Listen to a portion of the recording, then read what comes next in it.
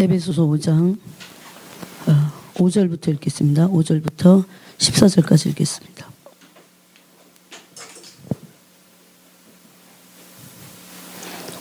읽겠습니다. 너희도 정녕 이것을 알거니와 음행하는 자나 더러운 자나 탐하는 자 곧 우상 숭배자는 다 그리스도와 하나님의 나라에서 기업을 얻지 못하리니 누구든지 헛된 말로 너희를 속이지 못하게 하라. 이로 말미암아 하나님의 진노가 불순종의 아들들에게 임하나니 그러므로 그들과 함께하는 자가 되지 말라. 너희가 전에는 어둠이더니 이제는 주 안에서 빛이라. 빛의 자녀들처럼 행하라. 빛의 열매는 모든 착함과 의로움과 진실함이 있느니라. 주를 기쁘시게 할 것이 무엇인가 시험하여 보라. 너희는 열매 없는 어둠의 일에 참여하지 말고 도리어 책망하라. 그들이 은밀히 행하는 것들은 말하기도 부끄러운 것들이라. 그러나 책망을 받는 모든 것은 빛으로 말미암아 드러나나니 드러나는 것마다 빛이니라. 그러므로 이르시기를 잠자는 자여 깨어서 죽은 자들 가운데서 일어나라. 그리스도께서 너에게 빛이시리라 하셨느니라. 아멘. 우리가 금요일 저녁에 빛과 어둠에 대한 부분을 나누기 시작했고 오늘이 두 번째 시간입니다. 다시 조금 우리가 복습을 하면 세상에는 빛과 어두움이 반드시 있다는 겁니다. 그런데 이 세상은 어두움이라고 말씀하고 있어요. 그 다음에 빛이 있는데 빛은 그리스도 한 분 외에는 없습니다. 또 하나님이 빛이시라고 하시고 그리스도가 빛이시라고 합니다. 그래서 우리가 지난 시간에 읽은 대로 요한복음 1장에 보면 요한복음 1장 9절에 참 빛이 이 세상에 왔다. 세상은 근데 어둠이고 어두운 가운데 참 빛이신 예수 그리스도가 오셨다고 성경은 분명히 말씀하고 있습니다. 그러면 이렇게 참 빛이신 예수 그리스도께서 이 땅에 오셨다는 것은 어둠을 몰아내려고 오신 것입니다. 근데 그 예수님은 진짜 빛이시라는 겁니다. 그러면 참 빛이 아닌 거짓 빛들도 있습니다. 그래서 여러분 우리가 알듯이 소위 말해서 이 세상에 지금 이 종말에 일루미나티라고 하는 그런 조직들이 있잖아요. 그 음모론이라고 하면서 그 자신들의 정체를 밝히기도 해요. 그런데 이제는 제법 적극적으로 밝힙니다. 그래서 일루미나티 카드에 보면 세상이 앞으로 어떻게 될지가 그 카드에 다 그림으로 다 그려져 있고 그걸 요새 자신들도 폭로합니다. 그런데 그 일루미나티의 조직의 이름이 광명회입니다. 참 너무 그럴듯하죠. 그래서 마귀도 광명의 천사입니다. 광명의 천사여서 광명을 알던 자예요. 빛이 뭔지 알던 자예요. 네. 그래서 이사야서 14장에 보면 마귀에 대해서 이런 표현을 하고 있어요. 12절에 너 아침의 아들 계명성이요 어찌 그리 하늘에서 떨어졌으면 너 열국을 엎은 자여 어찌 그리 땅에 지켰는고. 그래서 우리 아래에 있는 이 모든 어두움의 실체의 세력들은 마귀라는 걸 알 수 있어요. 네가 네 마음에 이르기를 내가 하늘에 올라 하나님의 무별 위에 이 별은 빛을 말합니다. 무별 위에 내 자리를 높이리라. 내가 북극 지폐 산 위에 있으리라. 가장 높은 구름에 올라가 지극히 높은 이와 같아지리라 하는도다.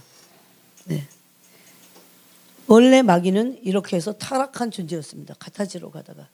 그런 마귀가 에덴 동산에 있던 아담과 하와를 하나님이 선악과를 따먹지 말라고 하는 이유가 이간질을 시키죠. 네가 하나님과 같이 될까 봐. 여러분 피조물은 조물주와 같아질래 같아질 수가 없어요. 그런 말도 안 되는 하나님 대적하는 무리들이 오늘날도 사탄교의 그들의 정체는 사탄이죠. 사탄교예요. 근데 그 이름이 광명입니다. 그래서 여기 보면 그들이 빛을 나름대로 사용하고 있다는 것을 알 수 있어요. 그래서 요한복음 1장 9절에는 예수님은 그냥 단순히 빛이 아니고 참빛이다 이렇게 말합니다. 이 이후에 사단의 사주를 받은 모든 인간들은 이성을 빛이라고 또 착각했어요. 일루미나티만이 아니고 이성을 빛이라고 착각해서 이성이 생각할 수 있는 범죄에 있는 것 외에는 우리는 성경도 이성으로 생각할 수 있는 것 외에는 받아들이지 않겠다 그렇게 말합니다. 그게 바로 이단의 시발점이에요. 여러분 구원파에서는 인간의 이성이에요. 인간의 이성이 그 그노시스라고 하는 이 인간의 이성의 인식, 그것을 구원이라고 말합니다. 엄청 그럴듯해요. 뭐가 뭔지 모르는 사람들이 그게 막 맞는 것 같아. 그래서 그 인식을 통해서 인간이 주체예요. 인간이 주체적으로 인간의 주체적인 인식을 통해서 신을 인식하게 될 때 우리는 구원이 임한다. 그렇게 말한다는 거죠. 굉장히 그럴듯해요. 뭐 인식하는 거면 깨닫는 거면 구원을 뭐 신에 대해서 아는 거며 뭐 구원이라고 하는 거며 막 그럴듯하고 다 갖다가 끌어들였는데 딱 가장 중요한 핵심인 뭡니까? 주체가 인간이라는 거죠. 만약에 주체가 인간이라면 구원을 인간 스스로 할 수 있어요. 그냥 열심히 내가 살아갖고 구원 얻어라 이렇게 할 수 있어요. 예수 그리스도께서 십자가에 죽으실 이유도 없고 그 영광을 다 깨뜨리고 이 땅에 내려오실 이유가 없는 겁니다. 근데 사탄은 처음부터 알고 있었어요. 그 빛이 무엇인지를. 그래서 예수님은 사도 요한을 통해서 이렇게 말씀하시는 참빛, 그분은 참빛이다. 이 참빛의 역할은 제가 지난 시간에 나눴듯이 빛이 올 때 어둠은 사라지게 되어 있습니다. 그래서 우리는 저는 저 안에도 무수한 뭔가 문제들이 있어요. 굉장히 많은 아직까지도 기도해도 얇아지긴 하지만 여전히 근데 제 속에 그런 어떤 그런 죄의 어둠들은 다 죄로 인한 거예요.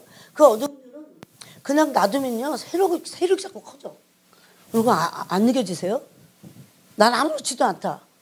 그런 사람들은 좀 이상한 사람들이고. 그냥 놔두면 그게 자꾸 세력이 커져요. 그래서 그 죄성이기 때문에 그래요. 그런 것들은 뿌리쳐 뽑고 죽이려고 해야 돼요. 그래서 그거를 십자가에 못 박는다 이렇게 말합니다. 즉 그러면 우리 안에서 그런 죄성이 커지고 자꾸 세력이 커지는 이유는 뭡니까? 어둠이기 때문에 그래요. 그것의 정체는 무엇입니까? 어둠입니다.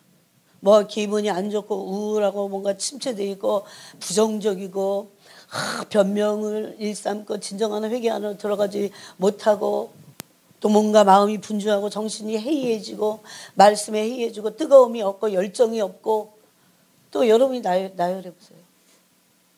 수많은 우리 안에 일어나고 있는 수많은 사탄의 그런 사탕 발리면 살 빠지면서 하나님의 말씀은 깨어서 묵상하지 못하고 성령 충만하지 못한 그 모든 것들은 우리 안에 바깥에 있는 게 문제가 아니에요. 우리 안에 어두움이 있어서 마귀는 그 어두운 자들을 겨냥해서 우리 안에 어두움으로 다가옵니다.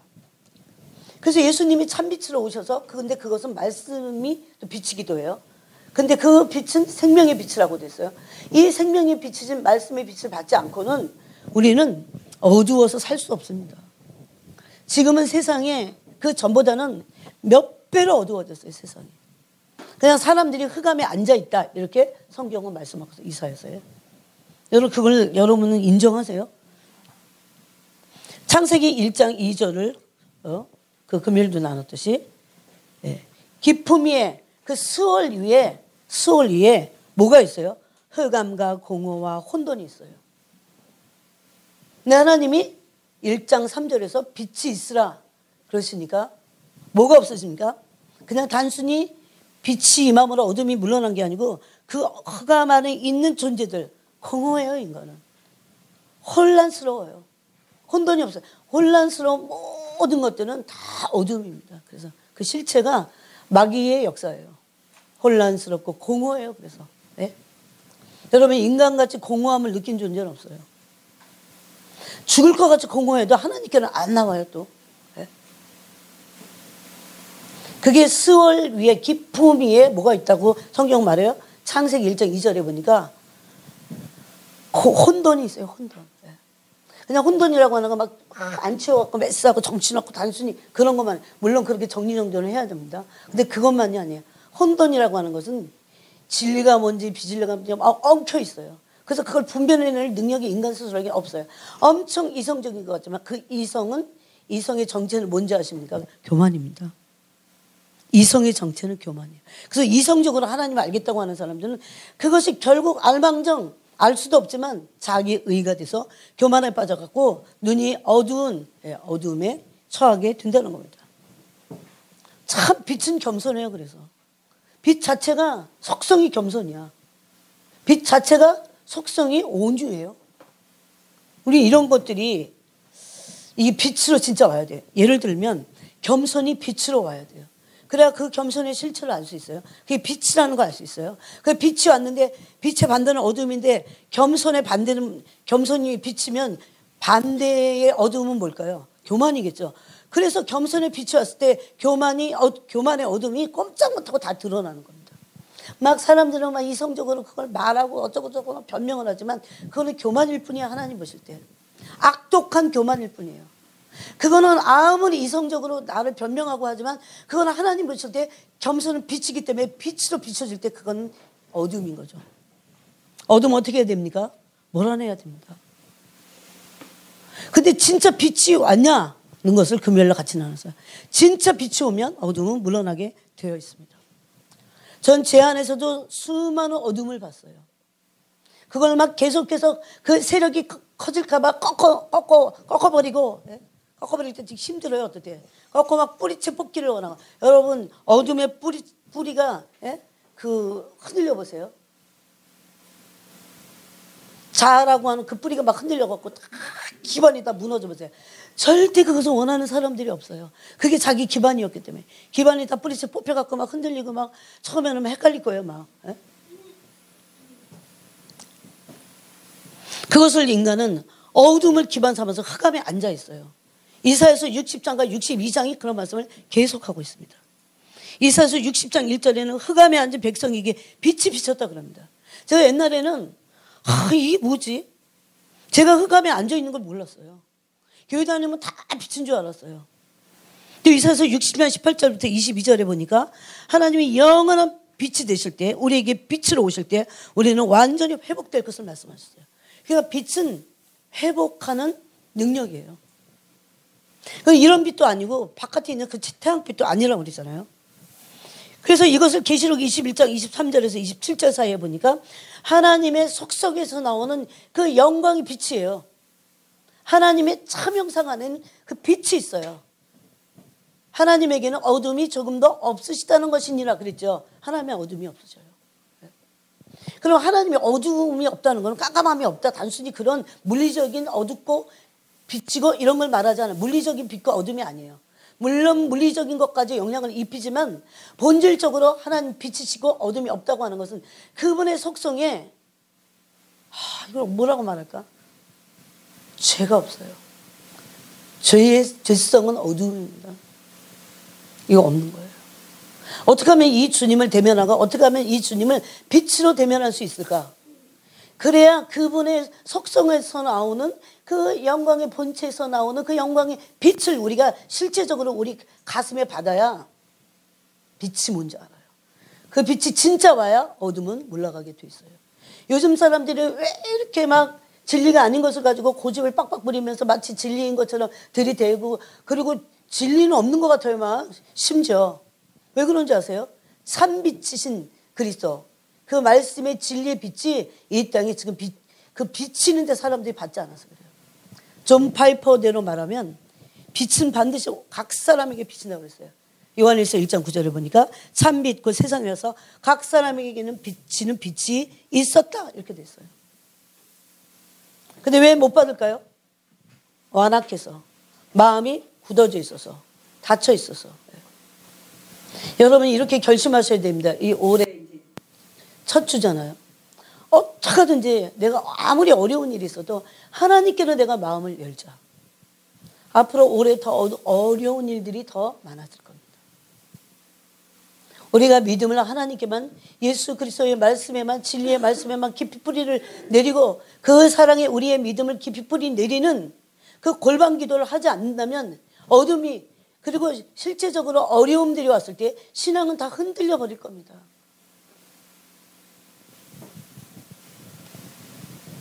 그래서 마지막 시대에 힘든 거 아니까 사람들이 뭐를 하는지 아세요? 탐욕스럽고 두려워서 돈을 쌓아놓습니다. 왜? 돈이 안전장치가 될 거라고 착각하기 때문에. 그래서 식량난이 와보십시오. 식량난. 네? 옛날에 몇 년도든가요? 전 세계 공항이 경제 공항이 오니까 독일에서 마르크한가요? 그 뭐예요? 그거를 옛날에는 그게 400원대예요. 400원, 500원대가 1마르크였어요. 제가 그게 1990년대에 그랬어요. 지금도 기억이 나요. 제가 그때 독일을 갔었거든요. 사람들은 마르크화를요, 이 트럭에다가 꽉 싣고 가서 뭐 하나 사온 줄 아세요? 그 트럭에다가 그거 돈 다 주고 바게트빵 긴 거 하나 사와. 온 식구가 그거 먹는 거 한 끼도 못 먹어요, 사실. 그때 금을 쌓아둔들. 요즘 사람들이 그러더라고. 뭔가 화폐를 대신할 것을 좀 준비해놔라 막 이러더라고요. 근데 그게 언제까지 갈까요? 어디까지 갈까요? 여러분, 발 빠른 사람들은 아마 여러분들이 경제 진단을 여러분 스스로 들어봐서 알 거예요. 올해는 결코 쉬운 해가 아닙니다. 2020년을 모든 사람들이 다 주목하고 있고 굉장히 어려운 해가 될 것이다. 이미 떠드는 게 재작년부터예요. 아무리 인간이 준비를 해도 그래서 이겨낼 길은 없을 겁니다. 다 드러날 겁니다. 하나님은요, 여기 오늘도 탐욕이 나오지만 탐욕하는 사람들을 다 들쑤셔 놓으실 거예요. 다 들춰내실 거예요. 그날이 올 겁니다. 정말 하나님을 의지했는지 돈을 의지했는지 이건 너무나 자명한 거잖아요.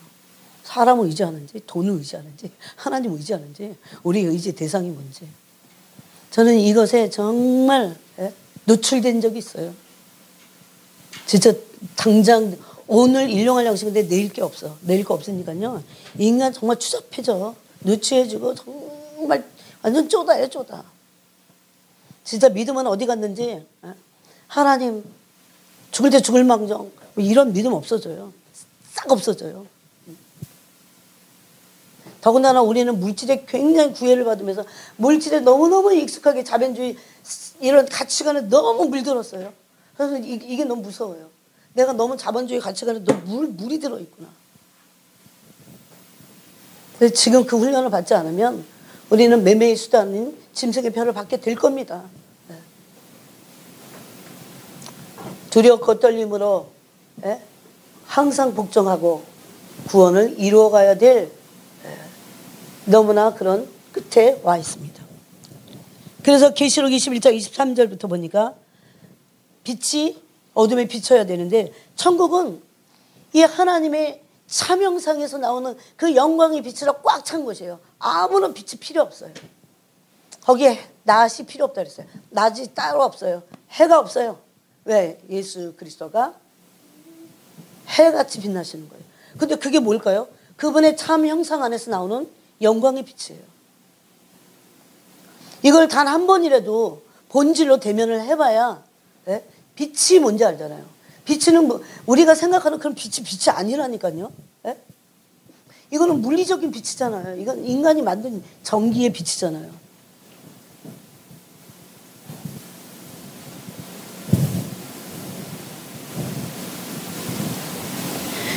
그래서 요한복음 1장에 보니까 요한복음 1장에 그분이 빛이라는 것을 8절도 말해요. 그는 이 빛, 그 빛에 대하여 사도 요한은 세례 요한은 빛에 대하여 증언하러 온 자다. 그러면서 5절에 빛이 어둠에 빛이 돼 어둠이 깨닫지 못하더라. 여러분 마음이 완악하면 아무리 빛을 비춰도 그 빛을 깨달을 수 없어요. 왜 빛을 볼 수 없다고 그러지 말고 않고 깨달을 수 없다고 그랬을까요? 빛은 이런 빛이 아니고 하나님의 속성 참 형상에서 나오는 빛이기 때문에 그래요. 지금부터 오랜 시간을 기도해서 딱 한 번이라도 제대로 빛을 한 번이라도 맛보고 죽어야 되는데 주님 앞에 가야 돼요. 천국 가서 다 기절하는 거 아닌지 모르겠어요.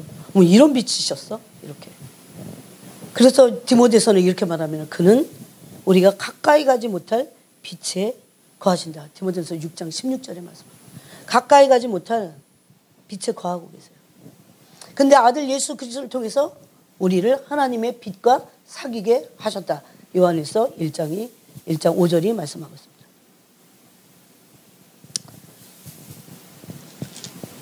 우리가 요한복음을 조금 더 공부하는 의미에서 조금 더 보면 요한복음 8장에 보면 8장 12절에 예수께서 또 말씀하실 때 말씀하여 이르시되 나는 세상의 빛이니. 예. 왜 세상의 빛이라고 했냐면 세상은 어둠이기 때문에 그럽니다. 세상은 마귀의 죄로 가득 찬 곳이기 때문에 그럽니다. 그러면서 나는 세상의 빛이니 나를 따르는 자는 그랬어요. 여기서 나를 따른다는 것은 빛을 따르는 거예요.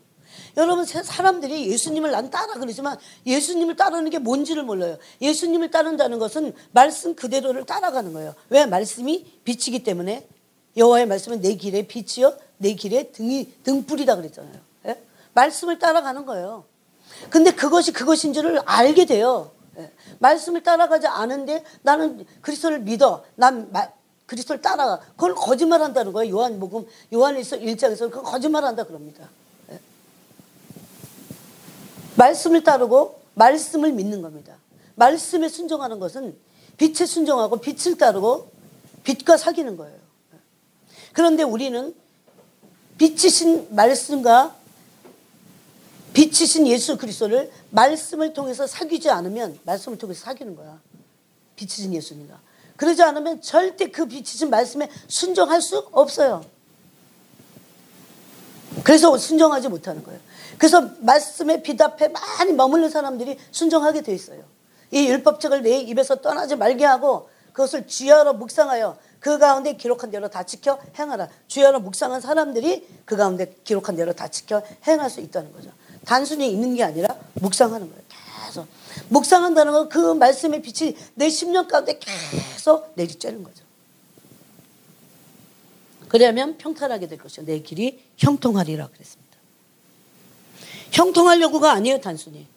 여러분 어둠에 우리가 예수님을 믿는다고 하면서도 교회 다니면서 신자라고 하면서도 계속 말씀의 빛을 받지 않으면 우리는 어두울 수밖에 없어요. 어두움은 그 실체가 누굽니까? 마귀입니다. 그래서 믿는다고 하는데도 마귀에게 사로잡힐 수 있다는 것을 알아야 됩니다. 그런 이유에서요.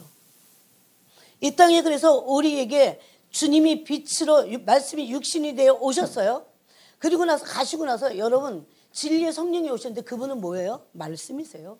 네? 성령님이 다른 게 아니라 막 은사 무슨 자빠지고 막 일어나고 막 이런 걸로 사람들이 착각을 해요. 성령님은 진리의 영이시고 말씀입니다. 네? 그래서 예수님이 말씀이 육신이 되어 오셨어요. 빛으로 오신 거예요. 말씀이 빛이니까. 그러면 예수님 가시고 나서 마치 바톤을 터치하듯이 우리에게 아버지께 구해서 성령을 우리에게 보내주셨어요. 즉 뭘 대신 보내주신 거예요? 말씀인데 그건 빛이에요. 그래서 성령님은 말씀의 빛이라고 다시 말할 수 있습니다. 근데 이분과 사귀지 않아요. 진짜. 예수님은 조금 더 아는지 몰라. 근데 성령님에 대해서는 왜? 그분과 사귀어보지는 않았기 때문에 몰라요. 여러분 기도하는데 어떻게 성령님과 제대로 사귈 수는 없죠.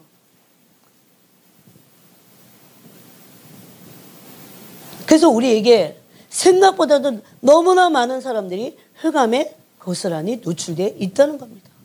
그럼요 마귀는 그런 사람들 너무 잘 알아갖고 마음껏 짓밟아요. 마음껏 막 짓밟고 막 별짓 다 해요. 올해 목표를 삼아야 됩니다. 우리를 향해서 빛의 자녀라고 했습니다. 빛과 사귀면 말씀과의 사귐을 통해서 우리는 반드시 말씀 앞에 순종할 수 있습니다. 그것이 우리에게 주신 계시의 말씀입니다. 그래서 이 빛을 따른다는 것은 예수님을 따르는 겁니다. 빛은 우리에게 주신 말씀입니다.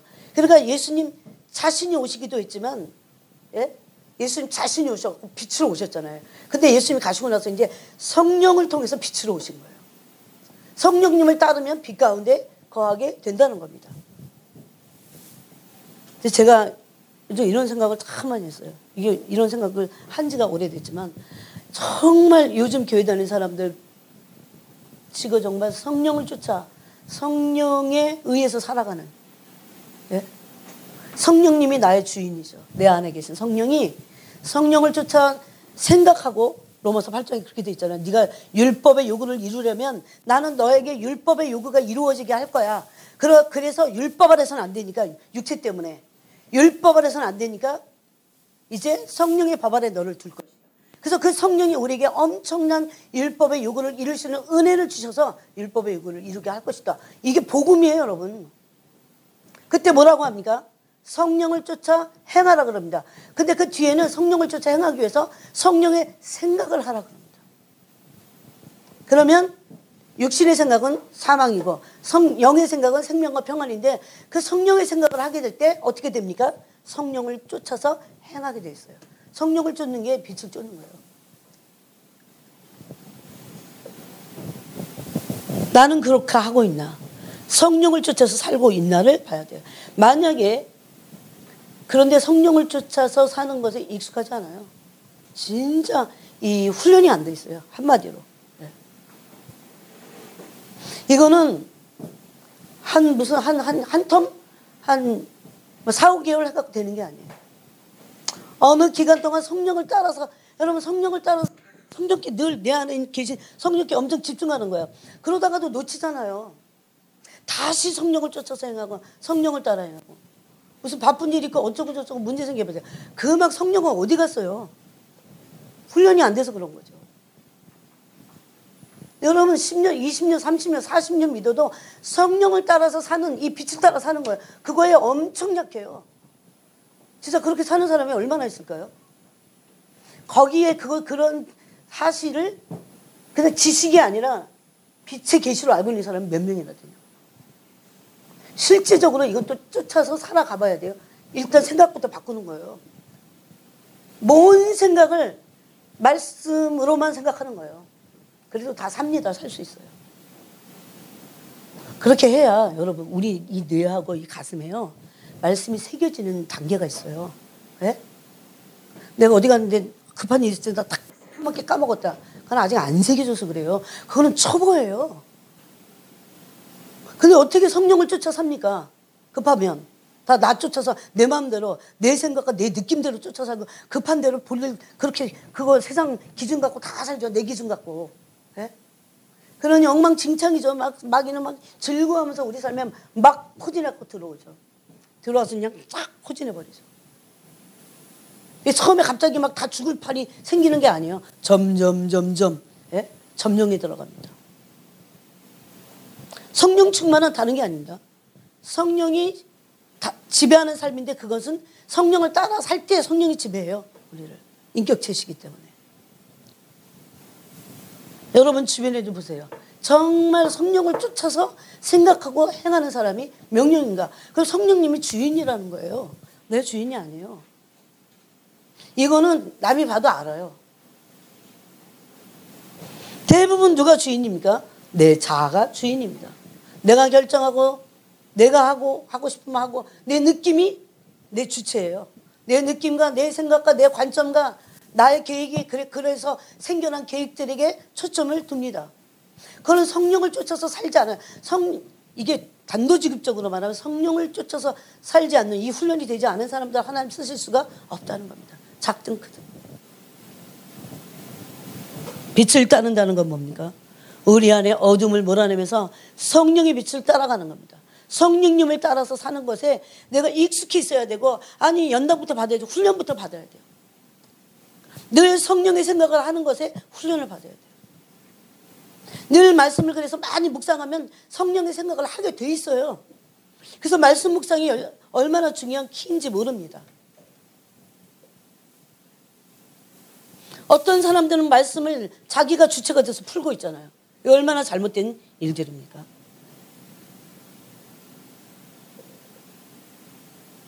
베드로전서 2장 9절은 어두운 데서 우리를 불러내었다. 그래서 기이한 빛이 들어가게 하셨다. 이렇게 말합니다. 이 빛은 기이한 빛이에요.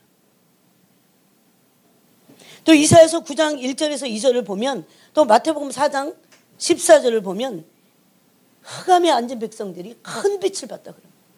아니 근데 도대체 이거는 그냥 무슨 좋은 말 하려고 해요? 좋은 말 하기 위해서 한번 해본 소리가 아니죠. 정말 실제적으로 큰 빛이 우리에게 온 거잖아요.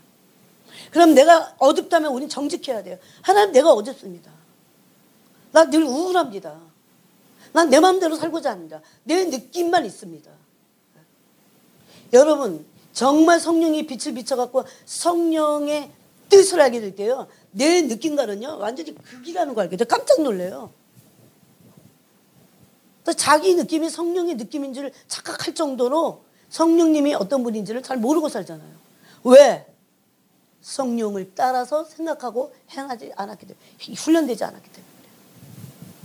여러분, 그런 의미에서도 우리는 다 양 같아요. 각기 제 길로 가고자 하는 그런 죄성의 습성이 있습니다. 그런데 그런 우리를, 고삐풀리 망아지 같은 우리를 그리스도께 마치 종과 같이 그리스도께 매어갖고요, 성령을 따라 생각하는 그런 훈련을 한번 해보세요. 쉽지 않습니다. 처음에. 또 성령을 따라서 생각하고 행해요. 아주 가끔씩 그럴망정 이게 힘들어요. 그러면 성령을 따라 행하지 않은 건 그거 어둠이에요.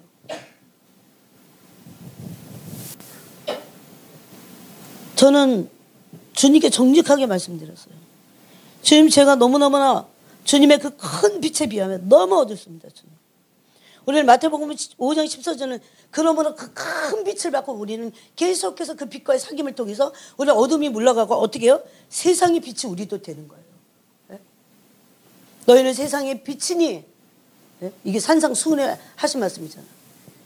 빛을 등불을 등경 위에 두지 말 아래 두지 않는다고 그랬어요. 그죠? 말은 아마 그 마루 같은 데를 말하나 봐요. 왜? 세상을 비치게 하려고. 그래서 우리를 세상의 빛이라고 했습니다. 여러분, 요한복음 1장 우리가 본데 1장 4절에 보면 말씀은 빛이고 말씀은 생명입니다. 또 시편 119편 105절에 한번 볼까요? 여러분 한번 찾아보세요. 졸리신 분들. 105절을 보면 주의 말씀은 내 발의 등이요 내 길의 빛이니이다. 주의 의로운 규례들을 지키기로 맹세하고 굳게 정하였나이다. 나의 고난이 매우 심하오니 여호와여 주의 말씀대로 나를 살아나게 하소서. 그래서 말씀이 등이고 빛이라는 것을 말씀하고 있어요. 다윗은 이미 이것을 깨달았습니다. 심지어 시편 119편 18절에 보면 내 눈을 열어서 주님의 율법에서 기이한 것을 보게 하옵소서. 빛을 앞에 비춰달라는 겁니다. 뭐를 통해서? 말씀을 통해서. 말씀 자체는 빛이고 또 비치는 빛이기도 합니다. 그래서 이런 말씀의 빛 앞에 우리가 받게 될 때, 말씀의 빛을 받게 될 때 올바른, 옳다고 하는 것에 대한 바른 인식이 생깁니다. 옳은 게 뭐냐? 옳은 게 뭐냐? 그런 깨달음이 와요. 왜 그렇습니까? 올바름이 뭐냐라고 하는 것을 깨닫게 하시는 주체는 내가 아니고 성령이시기 때문에 그래요. 어떤 사람들은 올바른 것에 대한 기준을 자기가 정하고 있어요. 여러분, 그런 사람 진짜 많아요. 교회 안에도 많아요. 자기가 하는 거 다 옳아. 그럽니까? 하나님의 말씀의 빛에 의해서 그 주체가 성령님을 따라가게 될 때 사람들은 틀렸다고 하는데 성령님께는 맞은 게 있어요. 성령님께는 틀렸는데 사람은 옳다고 하는 게 있어요. 이게 진리와 비진리가 부딪히는 겁니다. 이런 것들을 여러분이 경험해봐야 돼요. 한 번이라도. 이거는 내가 볼 때 이거는 맞는 건데 성령님에게는 이게 틀린 거구나. 이런 것들을 알게 됩니다. 그래서 서서히 알게 돼요. 즉 하나님의 말씀은 선과 악을 구별해냅니다. 빛과 어둠을 밝혀낸다는 겁니다. 여러분, 빛은 하나님의 실체세요. 그래서 이거를 히브리서 1장 3절에서는 영광의 광채 그랬어요. 하나님이 영광의 광채신데 그 영광의 광채시고 본체의 형상은 예수 그리스도라 그랬어요. 그분이 그분이에요. 그러니까 우리는 어떤 사람을 형상을 말할 때, 존재를 말할 때요. 이게 예를 들어서 저라고 하는 이 육체를 가지고 있는 존재와 우리 신권사님하고 다르잖아요. 그래서 성경은 만약에 신권사님 안에 있는 그 빛과 제가 똑같아요. 그럼 동질로 봐요. 이거를 같은 사람으로 봐요. 이게 우리가 잘못 이원론적으로 생각하는 그런 인식이 우리에게 생긴 거죠. 이 세상을 살아가면서. 왜 이 세상에 준 거예요? 그런 인식을. 그러니 여러분, 이 세상에서 어떤 가치관이나 학습이나 사상이나 이론이나 어떤 개념들을 통해서 우리가 배운 잘못된 인식의 체계들이 얼마나 많겠어요. 그거 다 믿음을, 하나님의 말씀을 믿지 못하도록 방해하고 그 인식을 바로 못하도록 잘못된 인식을 가지고 살아가도록 그 믿음이 안 생겨요. 성경에서 말씀하고 있는 믿음은 생길 수가 없다는 겁니다. 저 자신을 보고도 놀랐어요. 내가 이런 거 어디서 배웠지 도대체? 제가 보니까 아주 오래된 아주 견고한 어떤 사고들이 있어요. 성경적이지 않은 거예요. 그래서 성령님은 진리의 영으로 오셔서 우리에게 빛을 비추시는데 우리 안에 있는 그냥 단순히 빛이 아니고 우리 안에 있는 잘못된 세계 사고 안에 있는 어두움, 흑암들이 있어요. 잘못된 가치관, 특히 세계관 이걸 다 빛으로 완전히 쪼개버리신다는 겁니다. 그래서 그분은 올바름에 대한 성령이 주체가 돼서 우리를 인식하도록 만든다는 이걸 로고스라고 합니다. 근데 나에게 이 로고스가 나에게 임한 거를 레마라고 이렇게 부른다는 겁니다. 그러니까 여러분 분명히 알고 계셔야 됩니다. 분명히 성경은 빛이 세상에 왔다 이렇게 말합니다.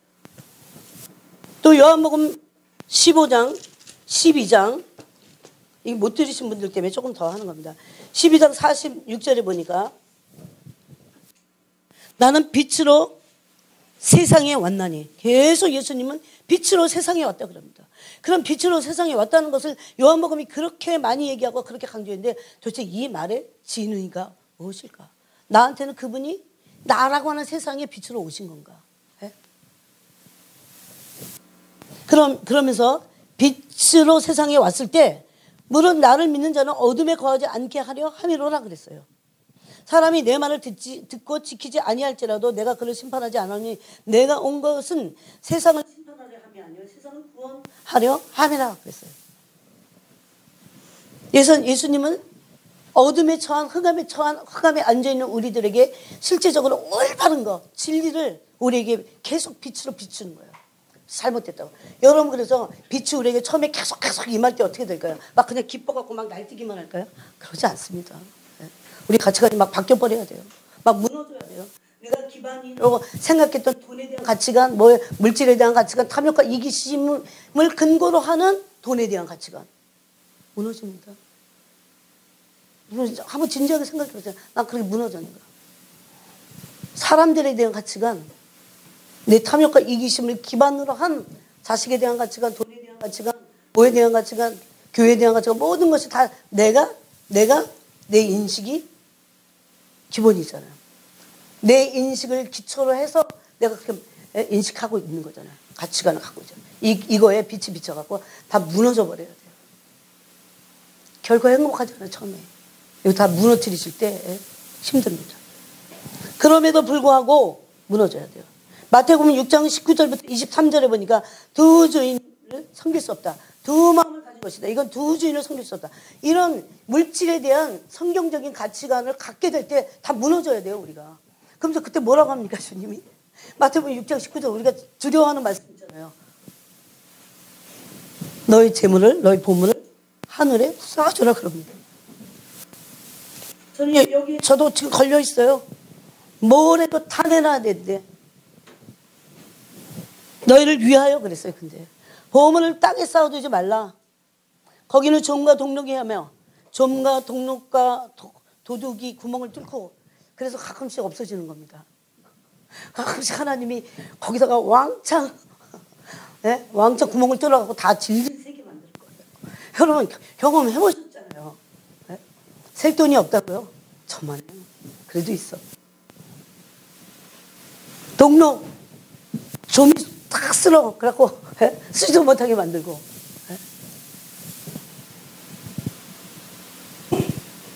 이 땅에 어떻게 더 이상 여기 해석할 수가 없어.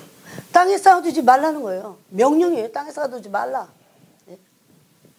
오직 너희를 위하여. 계속 너희를 위하여 그래. 오직 너희를. 우리 막 이게 우리를 위한 게 아니라고 해서 막 듣기 싫어갖고 막 이건 겨우 안 읽죠. 부자들은 안 읽을 겁니다. 더. 오직 너희를 위하여 보물을 하늘에 쌓아두라. 거기는 좀이나 동록이 해하지 못하며 도둑이 구멍을 뚫지도 못하고 도둑질도 하지 못하니라. 그래서 빛에 대해서 말합니다. 눈은 빛인데 만약에 눈이 어두우면 눈이 어두워서 그렇다는 거예요. 빛이 안 오고 어두워갖고 탐욕이 눈을 멀게 하잖아요. 탐욕 때문에 눈이 어두워갖고 빛이 없어. 예수 믿어도 교회 다니고 별짓 다 해. 막 이것도 하고 저것도 해. 근데 어두워갖고 탐욕이 어두워서 이런 가치관이 없어요. 속에 내 가치관이 무너지지 않았어요. 그래서 탐심으로 인해서 눈이 어두워져요. 그거 얼마든지 간에 그래요. 그러면 어떻게 됩니까? 온몸이 어두워. 그 말씀이에요. 그래서 빛이 온 증거는 탐욕을 꺾어내는 겁니다. 탐욕은 우선순위이기 때문에. 탐욕이 진짜 꺾어지면 하나님의 나라에 쌓아두죠. 땅에 쌓아두지 않는다는 거. 또 땅에 뭔가가 없는 것 때문에 두려워하지 않습니다. 우리는 어두워서 우리가 어떤 존재인지 존재의 그 빛의 가치를 몰라요. 막 이거에 속이 답답해요. 그래서. 그렇지만 만약에 우리에게 진짜 빛이 오면요, 내가 아무것도 없는 것이 우리에게 문제가 되지 않는 것도 빛이기 때문에. 지금 제가 하는 얘기가 이해가 가세요? 내일 모레 일주일 있다가 어디로 가야 될지 몰라도 아무 염려가 없을 겁니다. 빛 가운데 있기 때문에. 빛은 그런 거예요. 왜 걱정과 근심과 엄청난 그 어두움이거든요. 왜 그럴까요? 탐욕 때문이에요. 오늘 먹을 양식이 있으면 빛에 거하는 빛의 자녀들은 아무 걱정 없어야 돼. 진짜입니다. 그걸 다 맡기면 되고. 예? 하나님 그렇게 아버지같이 아무런 능력도 없이 우리가 그분에게 완전히 맡겨드리지 못해서 그렇지, 진짜 맡기면 그분은 완전히 책임지시는 분이잖아요. 어떻게 해야 이 빛과 내 안에 있는 어두움과 내가 싸울 수 있어요? 두려움, 원망, 불평, 시기, 질투, 모든 것들 다 어두움입니다. 물질에 대한 탐욕이나 없어서에 대한 염려나 어떤 것이든 이것은 두 주인이고 두 마음을 푸는 것이고 그리스도를 섬기는 것이 아니라는 겁니다. 그러므로 이런 것들을 버려야 됩니다. 이것은 어두움이기 때문입니다. 어떻게 해야 버릴 수 있을까요? 탐욕을 꺾어야 돼요. 그리고 이렇게 결심해야 됩니다. 이제 마지막 신부들이시잖아요. 신부는 그냥 되는 게 아니에요. 난 세상에 쌓아놓지 않을 거야.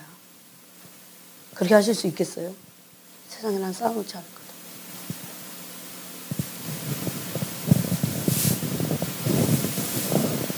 그래서 부자 청년이 근심하면서 갔지만 삶을 바꾸지 못했어요. 내가 다 했다고 그랬어요. 율법을 다. 그거는 겉으로 한 거예요. 예수님 뭐라 합니까? 전 재산을 너에게 한 가지 부족한 것이 있다. 전 재산을 팔아서 가난한 자들에게 나눠주고 넌 나를 쫓으라. 그 말씀을 받을 자들이 누굴까요? 그 말씀대로 순종하는 사람들이 누굴까요? 진짜 신부는 누굴까요? 그런 생각 들어요. 왜 우리는 내가 듣고 싶은 것만 싹 듣고 내가 아무래도 걸려 지금은 아니야 그런 것도 다 빼버릴까요? 사실 주님은 그걸 갖고 걸고 있는데, 그거 갖고 걸고 있는데 언제 이 문제는 해결될 것인가? 내 안에 언제 이 탐심은 꺾일 것인가? 정말 그래서 그리스도를 사랑할 수 없습니다. 이 세상에 있는 것들을 사랑하지 말라. 이 세상을 사랑하면 아버지의 사랑이 그 속에 있지 아니하니. 나는 가난한데 무슨 세상을 사랑해? 아니요.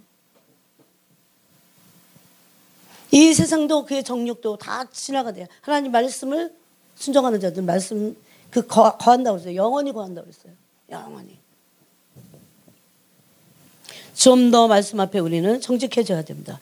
그저 지식으로 알고 그거를 알아갖고 심지어 누구에게 그 지식을 전달할 수는 있을지 몰라도 내가 그런 존재가 된다는 것은 완전히 다른 얘기고 다른 차원입니다. 그것은. 그래서 요한복음 1장 5절은 네가 그런 빛과 사귄다면 빛의 열매를 맺게 될 것이다. 빛으로 말미암아 행위를 하게 될 것이다. 그런데도 빛의 행위를 하지 않는다면 너는 네가 말하는 게 거짓말이야. 너는 빛과 사귄 게 아니야.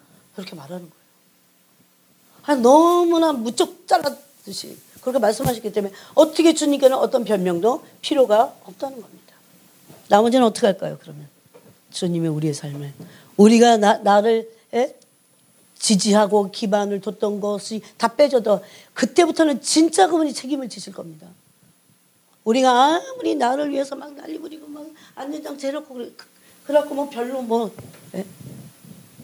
물론 어떤 사람들은 너무 열심히 해갖고 뭔가 탐욕에 걸맞게 뭔가 쌓아놓은 것들이 있을 겁니다. 근데 옛날에 주님이 그런 말씀하신 적 있어요. 네가 보석을 쌓아놔봐라. 식량난이 왔고 보석 한 덩어리를 갖다 줘도 빵 한 조각도 못 사게 될 때가 와. 보석을 깨밀어 먹을 거니? 그러더라고요. 맞는 얘기예요. 탐욕을 버려야 돼요. 아무것도 아니에요. 그래서 히브리서에 뭐라고 합니까? 과연 그분이 우리를 떠나지 않을 것이다 그럽니다. 돈을 사랑치 말라. 그리고 염려하지 말라. 하나님이 과연 너희를 떠나지 않을 거야. 이렇게 말씀하시잖아요. 예? 여러분 기억나세요? 그 히브리서 말씀? 옛날에 이걸 가지고 과연 설교 제목이 과연 이동호 목사님이 제가 20대 때 들은 설교예요.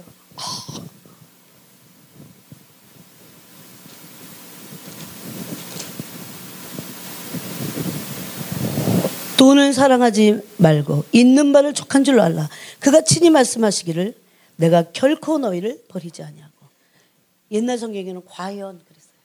그래서 과연 설교 제목이. 그분은 말에 재능이 있으시잖아요.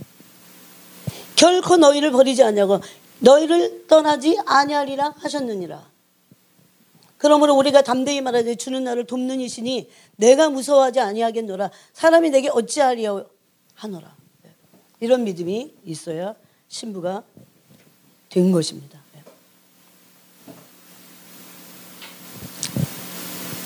우리는 이제 이 빛이 큰 빛이 우리에게 왔기 때문에 그 빛 안으로 믿음으로 우리는 들어갈 수 있어야 됩니다.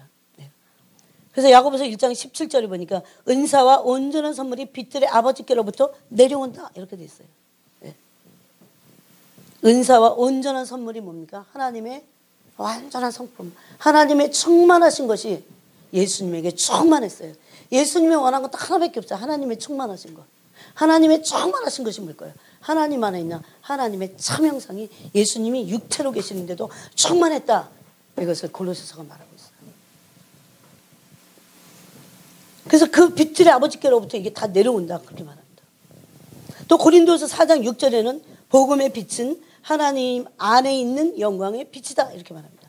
우리가 복음을 들었어요. 그것은 과거에 이전에 어두웠을 때 너희가 전에는 어둠이었더니 이제는 빛이라 했을 때 그 어두웠을 때 한 번도 보지 못한 그 빛을 복음을 들을 때 빛을 보는 거예요. 사실은. 근데 예수님은 어떻게 빛을 오셨어요? 말씀이 육신이 오셨어요. 즉 빛이 육신을 입고 오셔갖고 비추시는 거예요. 우리에게. 지금은 얼마나 이 빛이 변질되고 왜곡되고 빛이 아닌 거 가지고 장난치고 빛은 척하고. 예? 사람이 이성이 빛인가요? 이 사람의 이성은요 어둠이에요. 사단이 얼마든지 장난칠 수 있는 것입니다. 이 그리스도 안에 육체로 거하셨던 하나님의 형상, 그 빛은 하나님의 형상 안에는 영광의 빛이었어요. 그래서 이런 얘기가 제일 힘들 수 있어요. 이거 경험해봐야 하는 거예요. 그런데 복음을 들은 자들은 복음 안에 있는 하나님의 영광의 빛을 본 겁니다. 근데 그 한 번 본 것 갖고 안 돼서 요한 1장은 뭐라고 합니까? 계속해서 빛과의 하나님 아버지는 빛이시니까 빛과의 사귐을 통해서 온전함을 이루라 이렇게 말씀하신다는 겁니다. 오늘 말씀에도 보니까 오히려 너희가 전에는 빛이더니 이제는 그리스도 예수 안에서 어둠이더니 이제는 빛이라 그럽니다. 빛의 자녀들처럼 행하라 그렇게 말합니다. 심지어 빛이신 주님이 뭘 기뻐하시는지 한번 시험해봐라 이렇게 말합니다. 그러면서 너희는 열매 없는 어둠의 일 그럽니다. 빛이 아니죠. 열매 없는 어둠의 일에 참여하지 말고 책망하라 그럽니다. 근데 책망을 안 합니다. 그러나 내가 가담하지 않을 뿐만 아니라 타협하지 않을 뿐만 아니라 책망해야 되는 거죠. 책망. 그러나 책망받는 모든 것은 빛으로 말미암아 드러난다. 그래서 책망이 있어야 돼요. 책망받아야 책망받음으로 그 책망을 받아들이게 될 때 그게 회개하게 되고 그게 빛이 된다는 겁니다. 그렇게 될 때 우리는 어떻게 됩니까? 빛의 열매를 맺게 되는데 모든 착함과 의로움과 진실함의 열매를 맺을 수 있다는 겁니다. 네.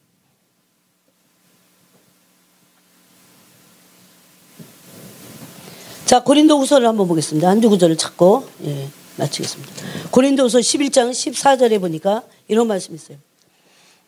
13절에 그런 사람들은 거짓 사도요 속이는 일꾼이니 속이는 일꾼, 빛의 일꾼들이 아니에요. 여러분 세상에는 빛의 일꾼들도 있고 어둠의 일꾼들도 있습니다. 사탄의 일꾼들이에요. 속이는 일꾼이니 자기를 그리스도의 사도로 가장하는 자들이니라. 이것은 이상한 일이 아니니라. 사탄도 자기를 광명의 천사로 가장하나니. 그래서 거짓의 아비인 사탄을 닮아서 그래. 그 아버지를 닮아갖고 거짓 선지자 노릇하면서 빛인 척한다는 거죠. 근데 자기가 어두우면, 내가 어둡지 않고 내가 비치면요, 어두움이 금방 분별이 되잖아요. 왜? 왜 이렇게 미혹을 쉽게 받을까요? 내가 어두워서 그렇죠. 내가 진리에 온전히 서 있지 못하기 때문에, 진리의 허리띠를 띠고 있지 못하기 때문에 분별이 안 되는 거죠.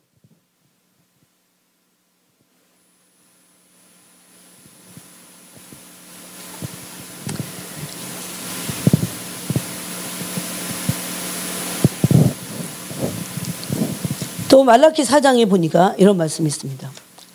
이 빛이 이제는 마침내 이사야서 60장 18절과 같이 똑같이 이 빛이 이제 마지막에 가장 강력하게 어떤 빛이는 그때 모든 심지어 육체까지도 회복될 것을 말씀하고 있습니다. 말라기 4장 2절에 보니까 내 이름을 경외하는 너희에게는 공의로운 해가 떠올라서 치료하는 광선을 비추리니. 누구에게요? 하나님을 경외하는 사람들에게. 공의로운 해는 빛이에요. 빛이 그 사람들에게 비추어서 너희가 나가서 외양간에서 나온 송아지같이 뛰리라.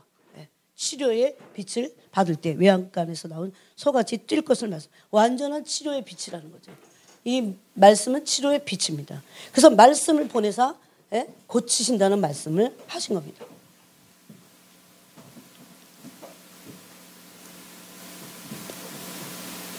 그 다음에 우리가 금요일 날 저 아무것도 못했어요.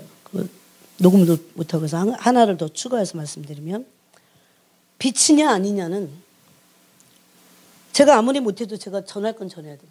그 사람이 빛인가 아닌가에 대한 이 시금석이 있어요. 하나는 탐욕입니다. 아까 그 탐욕이에요.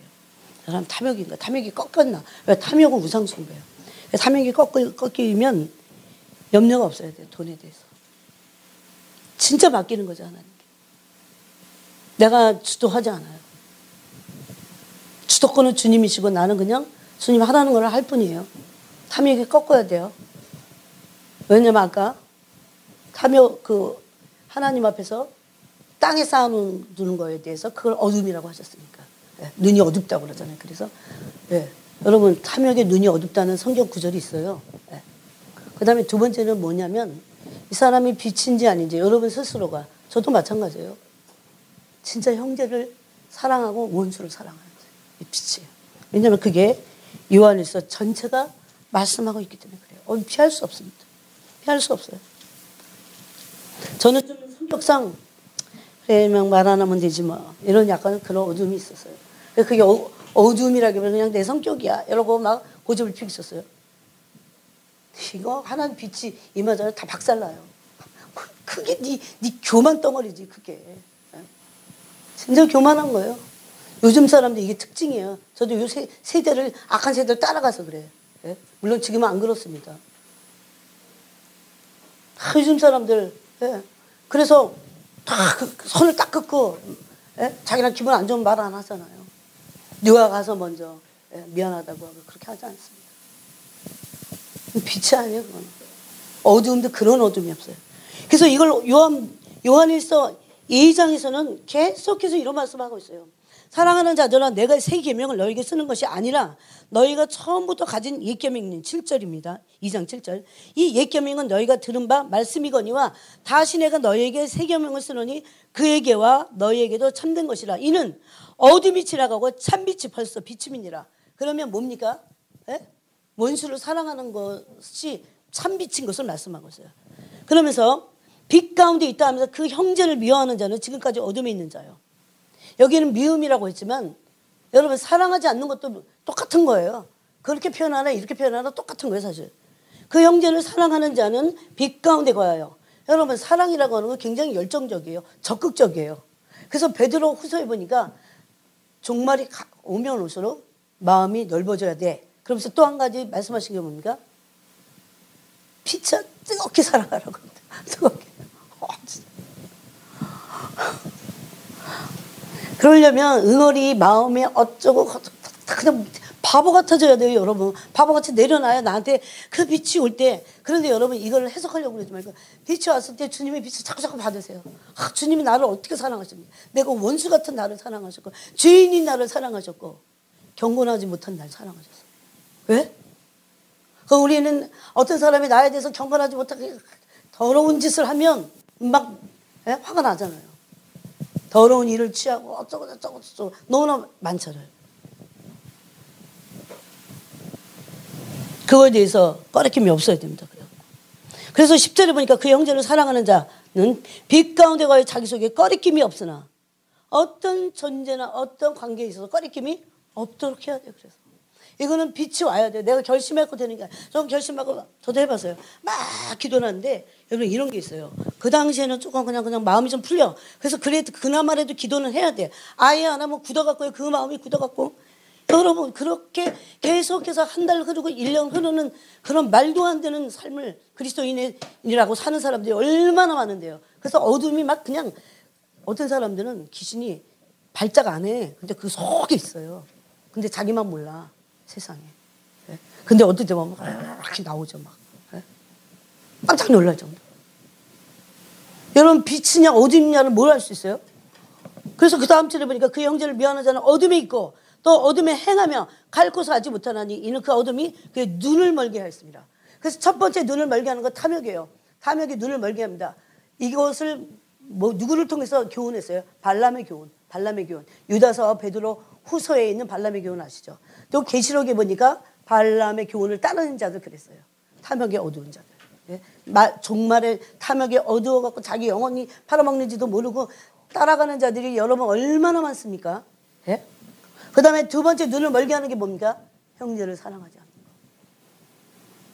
자기 느낌대로, 자기 화나는 대로, 자기의 성품대로 살아가는 거. 주님은 그것 때문에 죽으신 거예요, 사실. 그래서 내 가치관을 바꾸고 어쨌든 간에 용서하고 내가 그런 존재가 되도록 무던히 기도해야 됩니다. 많이 빛이 더 와야 돼요. 계속해서 빛과의 사귐을 통해서 예수 그리스도의 십자가 사랑이 뭔지를 진짜 깨달아야 돼요. 이 십자가의 도가 그래서 없는 거예요. 그래서 고린도전서 2장에서 뭐라고 합니까? 십자가의 도가 미련하게 보인다고 그래요. 멸망받는 자들에게. 여러분 십자가는 뭐예요? 그냥 단순히 십자가예요? 고난이에요? 사랑이잖아요. 사랑. 그래서 내가 어두운지 어느 정도 밝은지는 내가 형제를 사랑하는가. 이 부분에 있어서 내가 얼마나 꺾어져 있는가를 보면 하셨어요. 또 영혼들을 나는 사랑하는가. 아, 나 먹기 살기도 바쁘고 시간도 없네. 아니에요. 그건 어두워서 그러지. 그런 변명이 주님 앞엔 통하지 않습니다. 우리는 누구나 다 똑같이 24시간을 하루에 주어받은 거예요. 그래서 하나님에게로부터 어떻게 합니까? 선물로 받은 거예요. 그날 이 하루 동안에 내가 해결을 봐야 돼요. 사랑하고. 그러면서 3장에도 계속 가서 여러분 이런 말씀을 하고 있어요. 형제들아, 우리는 형제를 사랑함으로 사망에서 옮겨 생명으로 들어. 이거 뭐예요? 지옥불에서 옮겨서 천국 갔다 그 소리잖아요. 그렇게 해서 들어간 줄 알거니와 사랑하지 아니하는 자는 사망에 머물러 있느라. 만약에 사랑하지 않고 있다가 난 미워하지도 않고 사랑하지도 않아. 그렇게 중간 회색지대는 없어요. 그건 사랑하지 않는 거야. 그 두 마음을 품은 그 원리를 적용해 보면 두 마음을 품었는데 재물도 하나님도 겸허히 섬겨요. 그 뭐라고 그랬어요? 그거 두 마음 품고 두 주인인데 그거는 세상을 섬기는 거야. 날 섬기는 게 아니야 그러잖아요. 그래서 그거를 무슨 관계로 빗댔어요? 부부 관계로. 부부 관계. 60%는 남편이고 40%는 또 다른 남자. 이런 건 있을 수 없잖아요. 부부 관계에서는. 그런 얘기를 하시는 거예요. 그래서 뭐 어떻게 변명할 여지가 없잖아요.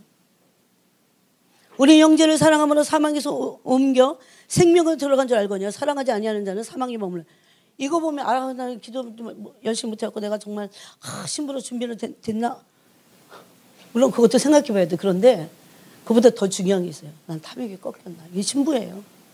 갈 준비하시는데 그 다음에 난 형제를 사랑하고 있는가. 너무나 중요한 진리입니다. 이것은. 그 형제를 미워하는 자는 살인하는 자니 살인하는 자마다 영생이 심지어 영생이 그 속에 거하지 아니하는 것을 너희가 아는 바라. 그가 우리를 위하여 목숨을 버리소서. 우리가 이로써 사랑을 알고 우리도 형제들을 위하여 목숨을 버리는 것이 마땅하니라. 주님 너무 극단적인 말씀을 하셨군요. 그렇지만 이게 진린 걸 어떻게 해요? 옳은 걸 어떻게 해요? 우리도 그분의 목숨 탓에 우리가 천국을 갖게 됐지. 그러면서 이런 말씀합니다. 그래서 제가 그 사람 그분 이름 누군지 모르겠어요. 무슨 젠다? 무슨 켈빈 어쩌고 저쩌고 하는 분인데 이분이 1900년대에 죽어갖고 천국을 갔어요. 아주 순간 진짜 죽을 것이 아닌데 그냥 주님이 그날 계획하신 거죠. 그래서 주님 그랬어요. 몇 가지를 말씀하시는 것 중에 제가 지금 기억나는 거 첫 번째는 방언을 많이 해라. 예수님 친히 말씀하죠. 방언 기도를. 바울은 뭐라고 했어요? 나는 누구보다 방언을 많이 말함으로 하나님께 감사를. 그래갖고 이분은 아예 모든 걸 다 어느 순간 스톱하고 방언만을 끝도 한도 없이 했대요. 방언만. 물론 그거를 그냥 입만 나불나불 하는 게 아니었겠죠. 여러분 방언 기도 얼마나 중요한지 아세요? 저는 이거에 대해서 제가 계시를 받았기 때문에 진짜 발성으로 방언을 해야 됩니다. 지금은. 예? 방언은 하나님께 비밀을 말하는 거예요. 내가 알지 못하는 것도 성령을 통해서요. 그 성령 하나님이 나를 통해서 기도하고 계시는 거예요. 예? 완전한 기도는 방언 기도라고 저는 믿습니다. 그리고 또 하나는요. 이 형제 사랑이에요. 절대 비난을 하지 말 거예요. 예? 절대 아예 비난하지 말거라. 그래 네가 말하는 것들이 네 기도가 내가 들을 것이다. 제가 그 부분도 그분의 것을 간증을 좀 제가 인용해서 나중에 한번 말씀 같이 나누려고 하겠네요. 제가 이렇게 좀 써놓기도 했어요. 그분이 이런 얘기를 주님께로부터 들었어요. 기도를 하되 기도에 장애가 되는 것. 많은 어둠의 말들. 하나님이 의도하지 않은 말을 우리가 막 한대요. 그래갖고 귀신이 듣고 그대로 막 해버립니다. 연기 이분 불려 들어가서 내 이렇게 들어보면 알아요. 분별해보면 알아요. 이게 가짜인지 진짜인지. 그러므로 여기 재물에 대해서 말씀합니다. 누가 이 세상에 재물을 가지고 형제의 궁핍함을 보고도 도와줄 마음을 닫으면 하나님의 사랑이 어찌 그 속에 거하겠느냐. 여러분 그러면서 이분이 제가 이것 때문에 그랬군요. 이분이 이런 얘기했어요. 우리가 어떤 형제를 도와주려고 하는데 그러니까 마음에 별로 감동이 안 와. 그래도 그게 그 형제를 도와줘야 되고 그게 가난하고 그 형제를 도와줄 만한 가치가 있으면 성경에 그 말씀을 주님이 인용하셨대요. 네가 내 이름으로 소자에게 냉수 한 컵을 준 상을 결단코 잃지 않을 것이다 라고 하는 말씀을 거기에 적용을 하셨다고 그래요. 그래서 내가 감동이 와서 하고 말고가 아니에요. 그건 그냥 아시겠어요? 근데 저는 그걸 제가 영국 맨체스터에 있을 때 그때 주님 말씀하셨거든요. 거지를 이렇게 옆에로 보면서 가는데 나는 저들을 너무너무 사랑하죠. 주님 그래갖고 이만큼 가는 자매를 제가 끌어들였어요. 야 주님이 이런 말씀하셨는데 우리 그냥 가면 안 될 것 같다. 하다못해 1파운드라도 죽어가자. 그랬어요. 여러분 가난하고 그 정말 우리가 정말 싫어하는 그 대상들을 향한 주님의 그 국률하신 마음은 그 영혼들을 향한 마음은 엄청나요. 우리는 어두워서 그걸 못 느끼고 모를 뿐입니다. 당연히 그래서 17절에 이렇게 말합니다. 누가 이 세상의 재물을 가지고 형제의 궁핍함을 보고도 도와줄 마음을 막 하나님의 뜻이 아니야 감동이 없어 저 사람 심지어 이렇게 말했대요. 주님이 그 사람들이 어떻게 쓸지는 나쁜 데 쓸까 좋은 데 쓸까 그건 네 몫이 아니야. 네가 계산할 바가 아니야. 근데 너는 가난한 자들 베풀어라. 그건 거예요. 맞아요. 그런 단서를 하신 적이 없기 때문에 맞아요. 네. 도와줄 마음을 먹으면 하나님의 사랑이 어찌 그 속에 거하겠느냐.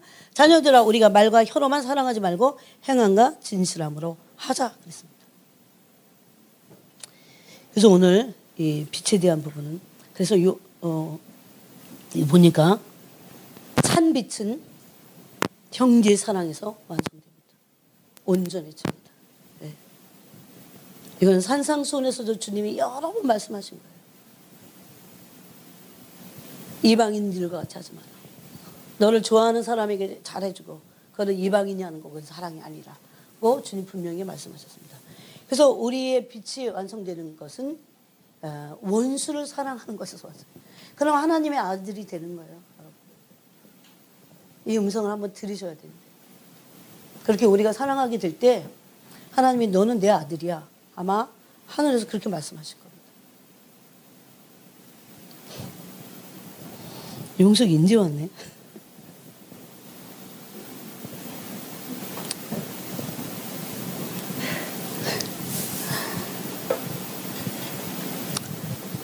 저는 올해 여러분 요새 생명의 삶 큐티가 요한복음입니다. 요한복음은 참 놀라운 말씀들이 너무 많은데 특히 예수님이 어떤 분인가에 대해서 파헤친 말씀이에요. 예수님은 단연코 진리의 말씀이면서 빛이십니다. 빛이 오면 제가 그래서 이 연초에 깨달은 거예요. 내가 어두워서 그래. 빛이 오면 빛은 어둠을 몰아내게 돼 있어. 내가 어둠을 몰아내려고 내가 난리를 부리고 거기다가 온갖 짓을 다 하고 여기서 막 박수를 치고 막 울고 불고 막 춤을 추고 어둠이 물러가라고 온갖 짓을 해도 아무것도 어둠 물리칠 수 없어. 딱 하나야. 참 빛이신 큰 빛이 흑암에 앉은 백성에게 비쳤다고 그러죠. 그 빛만 오면 되거든요. 여러분 그 빛은요 우리가 알고 있는 그런 빛보다 훨씬 더 놀라운 세계에 있어요. 그래서 우리에게 빛이 전혀 없었다 그렇게 말하지는 않습니다. 저는. 그렇지만 이 정도의 빛 갖고는 안 돼요. 계속적인 빛과의 사귐을 통해서 엄청난 하늘 아버지의 본체 형상으로부터 나온 그 거대한 빛이 실질적으로 사람들의 전 세계에 강타되는 거. 저는 그게 부흥의 빛이라고 생각해요. 근데 예수님 오실 때가 가까웠는데 그 전에 신부들이 먼저 들려 올라갈지 그건 아무도 모를 일이에요. 스탠바이 하고 있어야 됩니다. 그렇지만 그 전에 한번 대추수가 일어나기 전에는 대부흥이 한 번 와야 돼요. 이 부흥은 빛이 오는 겁니다. 그래서 하늘 보좌가 이 땅으로 내려오고 하나님의 영광의 빛이 온 세상에 비치는 거예요. 그래서 이것을 이사야서 64장에도 그렇게 말씀했어요. 이것을 우리가 여태까지 기도하고 있었던 겁니다. 이 중보기도. 누가 뭐 알아주지도 않지만. 이 부흥의 빛, 영광의 빛이 하나님의 보좌로부터 흘러나와서 모든 사람이 여호와로부터 나오는 영광의 빛을 보고 여호와를 아는 지식이 충만해서 물이 바다를 덮은 것과 같이 그렇게 강타되게 해주세요. 주님. 그거잖아요. 여러분 우리가 말씀을 지식적으로 머리로 아는 건 빛이 아닙니다. 그건. 빛은요 요한에서 2장 27절이 빛으로 온 거예요. 성령의 기름 부으심이 우리를 말씀을 진리의 말씀을 가르치는 거예요. 그 빛이 온 거예요. 여러분 이렇게 가르침을 받아보신 적 있어요? 이건 빛을 받은 겁니다. 그래서 계시를 뭐라고 해요? 계시의 빛 그럽니다. 이건 하나님 말씀을 성령 하나님을 가르쳐갖고 우리가 계시를 받게 되는 걸 말합니다. 그래야 가슴에 새기고 뿌리를 내려갖고 인내로 결실합니다. 그래야 그걸로 끝나는 게 아니고 빛을 받았다고 다 끝나는 게 아니에요. 내 마음에 빼앗아가려는 존재도 있기 때문에 왜 열매를 맺으면 큰일 나니까 빛의 열매가 나타나는 모든 착함과 모든 의로움과 모든 진실함의 삶으로 우리가 바뀌어버릴까 그러면 엄청난 파급효과가 있거든요. 마귀는 그냥 혈안이 돼갖고 못하게 하죠. 여러분 그냥 지식의 빛이 나한테 와서 내가 이 사실을 알게 되는 거 거기서 머물면 안 돼요. 이게 우리의 삶을 강타해갖고 그때부터 진짜 어떻게 보면 더 괴로워요. 고통스러워요. 말도 안 되는 이런 일들이 왜 나한테 이렇게 어려운 일들이 고통이 올까. 그 빛의 존재를 만들어내기 위해서 하나님 막 우리를 깨트리기 때문에 그렇습니다. 어둠을 몰아내시고 가치관이 완전히 어둠의 가치관이었어요. 어둠의 가치관. 이 어둠의 가치관이 빛의 가치관으로 성경적인 가치관으로 완전히 바뀌는 거. 그래서 두 가지 이제 더 있을 거예요. 근데 오늘까지는 두 가지입니다. 첫 번째는 탐욕에 대한 가치관이 완전히 돈에 대한 가치관이 바뀌는 거예요. 이럴 수 있습니까? 이거는 내가 결심했고 되는 게 아니에요. 성령이 빛으로 와갖고 탐욕스러운 나한테 어둠에 흑암에 앉은 탐욕스러운 이기적인 나에게 비춰서 이게 얼마나 더럽고 누추하고 정말 악한 것인지를 개어내야 돼요. 토해내고. 그래서 그 어두움과 살고 싶지 않아야 돼요. 그래서 내 탐욕이 우상숭배잖아요. 그게 꺾어지는 겁니다. 여러분 왜 탐심을 우상숭배라고 했는지 한번 곰곰이 주님께 물어보세요. 그 다음에 두 번째 어떤 일에서도 원수까지 사랑하는 겁니다. 이건 빛이에요. 이거는 내가 사랑해야지 결심했고 절대 안 됩니다. 절대 그렇게 하지 마세요. 어떻게 해야 됩니까? 이 빛이 나한테 임해야 돼요. 큰 빛이 흑암에 앉은 백성에게 임했다니까요. 예수님이 세상에 빛으로 오셔서 우리를 어둠에 다니지 않도록 하시려고 오셨다. 그 목적을 말합니다. 그렇게 됐을 때 하나님의 자녀들을 진정으로 사랑하고, 진짜 사랑이, 여러분 진짜 사랑을 한번 할 수 있어야 되는데, 이 빛이 오면 도저히 불가능한 사람들을 사랑하게 되는 예수님과 같이 이게 와야 되는데, 그걸 놓고 우리가 기도해야 되고, 또 한 해 이 빛을 구하셔야 됩니다. 그들이 신부의 삶을 살아야 그들이 신부의 존재가 되는 거고, 그것은 성령 하나님이 빛이신 하나님과의 사귐을 통해서만 가능하다고 성경은 요한에서 1장 5절에 빛과의 사귐을 분명히 말씀하셨습니다. 기도하겠습니다. 주님,